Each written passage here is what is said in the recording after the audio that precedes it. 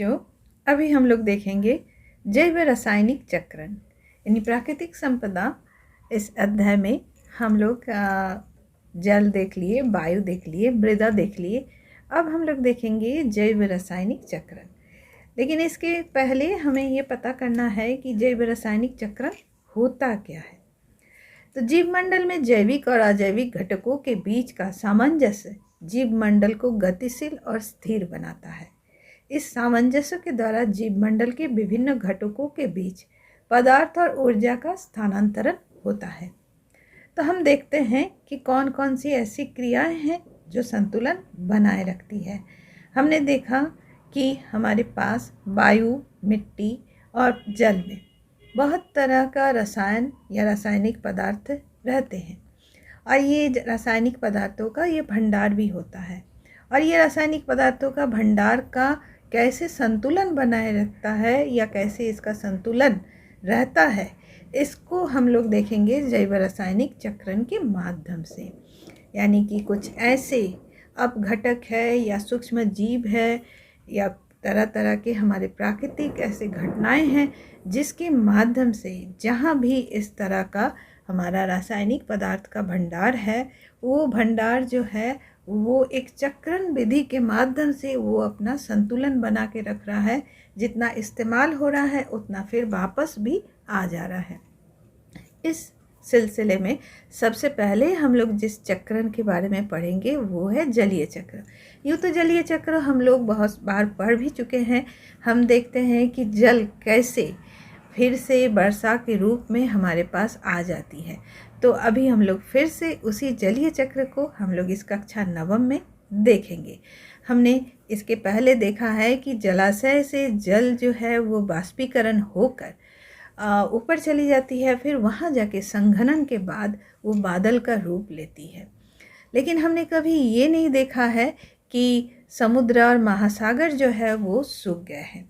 तो किस तरह से जल जो है इन जलाशय में वापस आता है।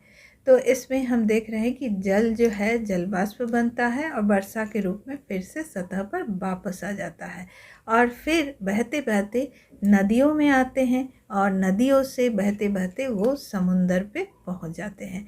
इसे हम जलीय चक्र कहते हैं। लेकिन ये चक्र इतना आसान या सरल नहीं है जैसा कि वक्तव्य से हमें लग रहा है कि ये चक्र शायद काफ़ी सरल है। तो ये सारा जल जो पृथ्वी पर गिरता है तुरंत समुंदर में नहीं चला जाता है। इनमें से कुछ मृदा के अंदर भी चला जाता है और इसमें हम देखते हैं जो भूजल का हिस्सा बन जाता है। कुछ भूजल जो है झरनों के द्वारा सतह पर आ जाता है और हम इसे अपने व्यवहार के लिए कूपों और नलकूपों के मदद से सतह पर लाते हैं। तो सबसे पहले हमने देखा कि जो मेरे जलाशयों में जल है वो बाष्पीकरण के माध्यम से जा रहा है वायुमंडल में। अब वायुमंडल की ऊपरी सतह में जाने के बाद ये इसे ठंडा हो जाता है और ठंडा होने के बाद ये संघनन होता है। संघनन के बाद ये बूंदों में परिवर्तित हो जाता है और वो बूंदों जो है वो बादल के रूप में हमें दिखाई देता है। जब ये बादल काफ़ी भारी हो जाता है तो वर्षा के रूप में ये पानी लौट के आती है और ये जब पानी लौट के आती है उस समय हम देख रहे हैं कि ये जो जल है ये हमारे सतह पे भी मौजूद जगह जगह पे ये अवशोषित हो जाते हैं। कुछ जो है वो सतह के जो छोटे छोटे गड्ढे में या छोटे छोटे जलाशयों में ये पानी इकट्ठा होती है। तो यहाँ कुछ जीव जंतु भी उसे इस्तेमाल कर रहे हैं। कुछ जल जो है वो सतह के अंदर चले जाते हैं जो भूजल का हिस्सा बनते हैं और आगे चल के ये जल हम इस्तेमाल करते हैं अपने लिए, जैसे नलकूप या कुआं बना के। इसके बाद हम देख रहे हैं कुछ पानी जो है सतह से बहते हुए नदियों में जा रही है और नदियों से बहते हुए समुंदर में चली जा रही है। इस तरह से जल जो है चक्राकार में वापस आ जाता है समुंदर में। तो इस जलीय चक्र में जल का क्या होता है इस पहलू पे हम विचार करते हैं। जैसा कि आप जानते हैं जल बहुत से पदार्थों को घुलाने में सक्षम है। घुलने वाले खनिजों से होकर जब जल गुजरता है तब इनमें कुछ खनिज जो है जल में घुल जाते हैं। इस प्रकार नदी बहुत से पोषक तत्व को सतह से समुद्र में ले आती है और इनका उपयोग समुद्री जीव जंतुओं के द्वारा किया जाता है। जैसा कि हम जानते हैं कि पत्थरों में या मिट्टी में खनिज पदार्थ होते हैं, जहाँ से ये जल गुजरता है या बह के निकलता है, वो अपने साथ खनिज पदार्थों को भी घुलते हुए या घुलनशील बनाते हुए घुल के उसके साथ आ जाता है। पहले तो नदियों में आता है, फिर नदियों से ये पहुंचता है समुंदर में। इस तरह से समुंदर के पानी में बहुत सारे घुले हुए रासायनिक या लवण जो है वो मौजूद रहता है, जो उसके जलीय जीव जंतु के काम आता है। इसके बाद जो है चक्र हम लोग देखेंगे वो है नाइट्रोजन चक्र। जैसा कि हम लोग जानते हैं कि नाइट्रोजन चक्र के बारे में हम लोग जब पढ़ते हैं तो सबसे पहले हम लोग बात करते हैं नाइट्रोजन का भंडारण का। तो नाइट्रोजन का सबसे बड़ा भंडार जो है वो हमारा वायुमंडल है, जिसमें 78% जो है वो नाइट्रोजन गैस है। हम जानते हैं वायु एक मिश्रण है जिसमें अलग अलग गैस जो है वो मिला हुआ है, जिसमें सबसे बड़ा भाग जो है वो किसका है? नाइट्रोजन का है। और ये नाइट्रोजन गैस जो है ये हमारे जीवन के लिए बहुत आवश्यक है। ये बहुत सारे अणुओं का भाग है, जैसे कि protein, nucleic acid, DNA, RNA या कुछ विटामिन। तो इस तरह से नाइट्रोजन जो है ये विभिन्न यौगिकों में पाया जाता है। ये यौगिक हमारे शरीर का या हमारे जीवन को बना के रखने के लिए बहुत ज़रूरी है। जैसे अल्कलॉइड या यूरिया, ये भी इसमें भी हम नाइट्रोजन पाते हैं। तो इसके बाद हम देख रहे हैं नाइट्रोजन सभी प्रकार के जीवों के लिए एक आवश्यक पोषक है। सभी जीव रूपों द्वारा वायुमंडल में उपस्थित नाइट्रोजन गैस के प्रत्येक उपयोग से जीवन सरल हो जाएगा।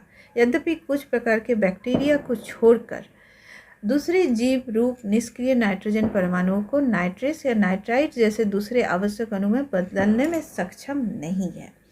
यानी अगर हम सीधी तौर पे वायुमंडल में उपस्थित नाइट्रोजन को ले पाते और उसे अपने काम के लायक यौगिक में बदल देते तो कितना आसान होता, लेकिन सबके लिए करना संभव नहीं है। कुछ सूक्ष्मजीव, कुछ बैक्टीरिया ही इसे कर पाती है कि वो सीधे तौर पे वायुमंडल का जो नाइट्रोजन है उसको ग्रहण करके उसको नाइट्रेट और नाइट्राइट्स में बदल देते हैं। इसे हम नाइट्रोजन स्थिरीकरण भी कहते हैं। ऐसे नाइट्रोजन स्थिरीकरण वाले कुछ बैक्टीरिया जो है वो स्वतंत्र रूप में भी पाए जाते हैं, या कुछ इस तरह का दलहन पौधे की जड़ों में भी वो पाते हैं। तो इस जड़ में एक विशेष तरह का संरचना होता है जिसे हम लोग मूल ग्रंथिका भी कहते हैं। तो बैक्टीरिया के अलावा नाइट्रोजन परमाणु नाइट्रेट्स और नाइट्राइट्स में भौतिक क्रियाओं द्वारा भी बदलते हैं। जैसे कि वर्षा ऋतु में या किसी भी समय जब हम देखते हैं बिजली कड़क रही है, बिजली चमक रही है, बादल गरज रहे हैं, ऐसे में वायुमंडल में एक ऐसा परिस्थिति पैदा होता है जिसमें उच्च दाब और उच्च ताप में और साथ में बिजली कड़कने के चलते वहाँ नाइट्रोजन जो है वो ऑक्सीजन के साथ प्रतिक्रिया करके नाइट्रोजन ऑक्साइड में बदलता है। ये ऑक्साइड बारिश के पानी के जल में घुल के नाइट्रिक या नाइट्रस एसिड या अम्ल बन के वर्षा के साथ भूमि में के पहुँचते हैं या भूमि के सतह पर पहुँचते हैं। और ये जो यौगिक है जो नाइट्रिक या नाइट्रस अम्ल के रूप में पहुंच रहा है, जिसमें हमें नाइट्रेट या नाइट्राइट मिल रहा है, ये पेड़ पौधों के लिए काफ़ी उपयोगी होता है और ये मिट्टी को उपजाऊ बनाता है। तो इस तरह से नाइट्रोजन प्राकृतिक रूप से भौतिक क्रियाओं के माध्यम से भी हमारे भूमि के सतह में पहुंच रहे हैं। तो हाँ, आइए हम लोग देखते हैं कि इस चक्र को कैसे ये हो रहा है। तो सबसे पहले जब हम देख रहे हैं कि वायुमंडल में नाइट्रोजन है, वायुमंडल में जो नाइट्रोजन है वो नाइट्रोजन स्थिरीकरण के माध्यम से भूमि के सतह में पहुंच रहा है और वो हरे पौधों में जीव द्रव्य में बदल जा रहा है। तो ये स्थिरीकरण जो है वो कुछ बैक्टीरिया द्वारा भी हो रहा है, जिसे हम नाइट्रिफिकेशन कह रहे हैं। इसके बाद ये हरे पौधों में जो जीव द्रव्य है वो अमोनियाकरण के माध्यम से, यानी कि उसके जो सड़े गले चीज़ है, पेड़ पौधे जब सड़ते गलते हैं उसके अवशेष से वो अमोनिया में परिवर्तित हो जा रहा है अमोनियाकरण पद्धति से। और कुछ हरे पौधे को जंतु भी खा रहे हैं, तब वो जीव द्रव्य जंतु के जीव द्रव्य में बदल जा रहे हैं। फिर जंतु के द्वीप जब वो बदल गए तो जंतु के शरीर भी जब वो मलमूत्र त्याग कर रहे हैं या वो उसका मृत्यु हो जाता है, उस समय उसके मृत शरीर अपघटों के द्वारा उसे अमोनिया में परिवर्तित हो रहा है। इस तरह से हम देखें जंतु और पौधों दोनों का जब अपघटन हो रहा है तो वो अमोनिया में परिवर्तित हो रहा है।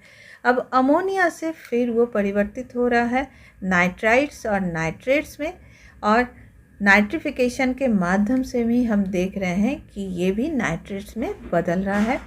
और आगे चल के इस नाइट्रेट से नाइट्रोजन को अलग किया जा रहा है, मुक्त किया जा रहा है, जिस प्रक्रिया को हम कह रहे हैं डीनाइट्रिफिकेशन। ये भी सूक्ष्म जीव के द्वारा हो रहा है। इस तरह से हम देखें कि वायुमंडल का नाइट्रोजन अम्लीय वर्षा या वर्षा के साथ पानी के माध्यम से कहाँ पहुँचा, मिट्टी में पहुँचा, और मिट्टी में जो जीव जंतु थे उसके शरीर में भी वो गया, फिर अपघटकों के पास गया यानी कि बैक्टीरिया के पास गया। इस तरह से अलग अलग चीज़ों से गुजरते हुए फिर ये नाइट्रोजन वापस वायुमंडल में पहुंच जा रहा है। तो इसीलिए इस चक्राकार इसका गमन गति या उसका जो मूवमेंट है इसको हम लोग चक्रण कह रहे हैं, और हम इसको नाइट्रोजन चक्र भी कह रहे हैं, जिसके माध्यम से नाइट्रोजन का जो संतुलन है वो बना हुआ रहता है। तो नाइट्रोजन संयोजी अणु बनाने में प्रयुक्त होने वाले रूपों के निर्माण के पश्चात नाइट्रोजन का क्या होता है।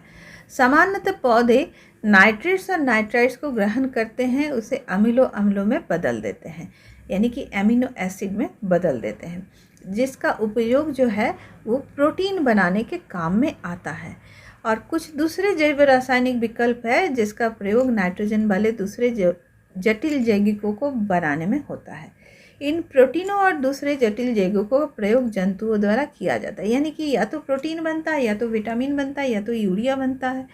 इस तरह की चीज़ों में, अलग अलग चीज़ों में ये हम इस्तेमाल हो रहा है हमारे शरीर के अंदर, जो मेरे शरीर को मेंटेन करने में या शरीर को संतुलन बना के रखने में इन यौगिकों का ज़रूरत है। जब जंतु या पौधे की मृत्यु हो जाती है तो मिट्टी में मौजूद अन्य बैक्टीरिया विभिन्न यौगिकों में स्थित नाइट्रोजन को नाइट्राइट्स और नाइट्रेट्स में बदल देते हैं। तो इस तरह से हमने देखा कि बैक्टीरिया का क्या भूमिका है इसमें, और साथ में हम देख रहे हैं कि ये नाइट्रेट्स और नाइट्रोजन जो है, नाइट्राइट और नाइट्रेट से जो है वो नाइट्रोजन तत्व रूप में बदल जाते हैं, और ये नाइट्रोजन तत्व जो है वो वायुमंडल में वापस चले जाते हैं अपने मूल रूप में। तो इस तरह से हमने देखा कि नाइट्रोजन जो है अपना तत्व रूप से यौगिक रूप में आया, फिर जटिल यौगिक में परिवर्तन हुआ, फिर जटिल यौगिक से सरल यौगिक में वापस परिवर्तित हुआ, और सरल यौगिक से वापस ये नाइट्रोजन तत्व में बदला, और ये वापस अपने जहाँ इसका भंडारण है वायुमंडल वहाँ ये वापस चला जा रहा है। तो इस चक्राकार जो नाइट्रोजन का गति था इसी को हम कह रहे हैं नाइट्रोजन चक्र। हमने देखा कि प्रकृति में नाइट्रोजन का संतुलन कैसे बना हुआ रहता है। तो इस तरह से हमने आज जलीय चक्र और नाइट्रोजन चक्र दोनों को देखे।